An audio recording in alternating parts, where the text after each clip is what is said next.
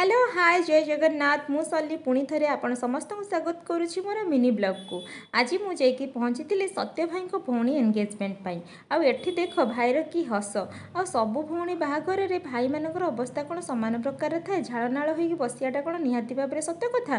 तो ये निखिल भाईर हस बहुत बढ़िया थिला। कोल्ड ड्रिंक्स खाई भाई बहुत खुशी थे। तो भाई से इंडिकेट करुले मो सांग मैंने भी समस्ते आसछंती। आ एई समय कौन है ना झीटी आसीगला।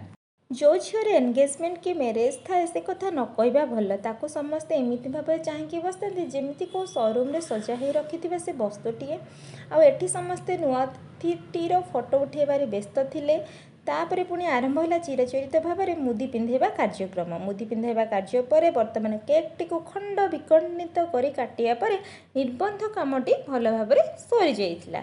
या पर आसीगला सबुठ इम्पोर्टाट काम माने भजन पर्व। हाँ आज्ञा जुआड़े भी जातु जदि पेट को शांति न करेंगे मन कौन शांति लगे से निखिल भाई खायापी भारी खुश थे आ हसर ही झरी पड़ूला। खाइबारे थिला भात डाली खटा पटल पनीर जोटा कि पनीर मु खाए ही नहीं खटा पांपड़ आउ शेषे थिला खीरी आउ मिठा जहाँ को मुझे खाइबा लोभरे वीडियो को शूट कर पारे। तापर आमे पुणी फेरी निज निज गंतव्य स्थल को। एठी निखिल भाई खाई बहुत खुश थे।